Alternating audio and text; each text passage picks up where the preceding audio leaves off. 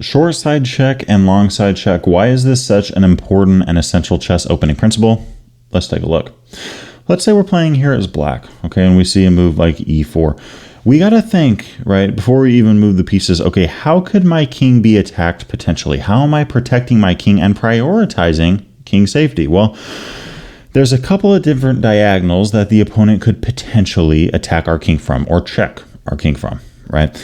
One of the diagonals is from a4 to e8. This is considered the long diagonal, right? Or the long side check, all right?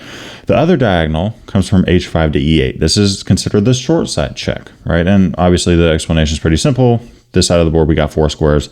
This diagonal, we got 5 squares, all right? Turns out that blocking this diagonal is a ton better than trying to block this one, all right? And the way I'm going to illustrate this is by kind of using a somewhat symmetrical platform. Okay, we're going to be moving pawns here or here, or we're going to be moving pawns here followed by g5, both of which are diagonal 2 squares of this pawn on e7. Why is this such a big difference? Well, let's say we play the Sicilian defense, okay, and we play a move like d6.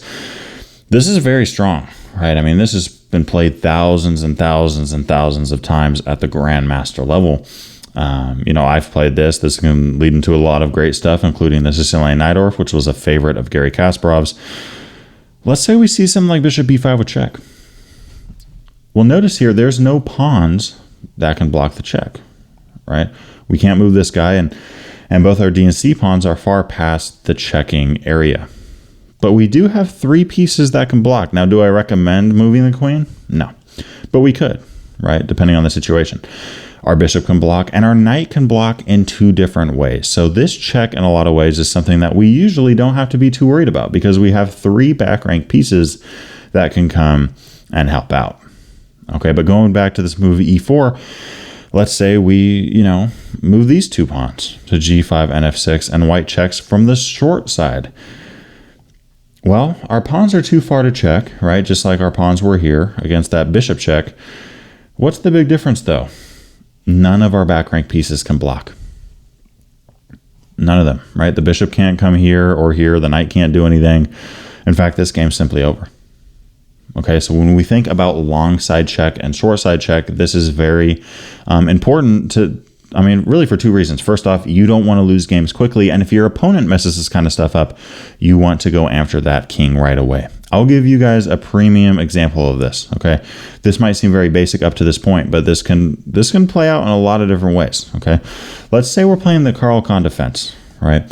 And white ends up going for this move of f3 with the fantasy variation. We can actually take this guy and then play e5, right? We can play e5, okay? Now, it actually turns out this is a mistake for white to take this pawn. Why is that?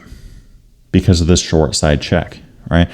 Our queen here, we can check white from the long side, but this isn't that dangerous, right? The bishop can block, the knight can block, the queen can block here. Those are all solid options for white. But if we check on this short side, in this case, the rook can't do anything. Neither can either knight. The bishops can't do anything, right? This pawn can block, but the issue is that when the pawn blocks, the queen flies in, and because you moved your pawn, you have weakened your position, and this rook's going to fall. Okay, so this is just one example against the fantasy, right? We take, and then we play e5 right away, and if they take, or if they push that pawn, or whatever, we got queen h4 with check, and we're oftentimes just going to start chomping off pieces, winning a rook here with a great game for black. Okay, so be aware of that, right? If you guys have watched Benjamin Feingold, you're probably, in touch with his whole quote of never move your f pawn.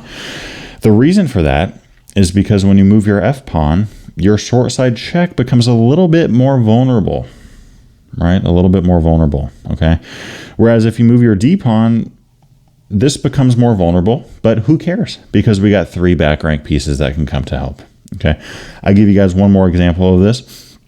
Let's say we're playing up against the bird's opening. We can play this move e5 with the Franz gambit. Now, white is totally okay here if they know what they're doing, but oftentimes they might not. Okay, let's say they take. Let's offer another pawn. Let's say they take, we take back with the bishop. This line here shows just how weak this short side check is, because the only thing that can help the king in the early game is either running away or blocking with the pawn. And if none of those are doing the job, we're oftentimes just going to win the game. Okay. Let's say white plays a move like knight c3. We play queen h4 with check. No back rank pieces can block. This pawn is forced up. We could take with the bishop or even the queen, right? And we are going to win this game. Okay. Going back, let's say white plays a move like knight f3, stopping us from playing queen h4. Let's say we continue with g5, trying to kick this knight around. And white goes, you know what? I'm going to stop this by playing h3, right? I'm going to stop this g4 push, kicking my knight around. Well, we play bishop g3. There's nothing to block. We just won. Okay, so keep in mind, short side check and long side check, and not all diagonals are created the same. And how you approach them, right, for both yourself, keeping your king safe, and also how you keep an eye on your opponent's moves can help you both avoid losing games fast and can help you win games faster. Thanks for watching today's video. If you enjoyed it, make sure to subscribe to this channel as well as hit that notification bell so that you don't miss out on anything coming your way. On top of that, I wanted to give a big shout out to my Patreon supporters for the month of October in 2023. We have some recently added benefits, and I would love for y'all to join the team. I'll see y'all in the next one.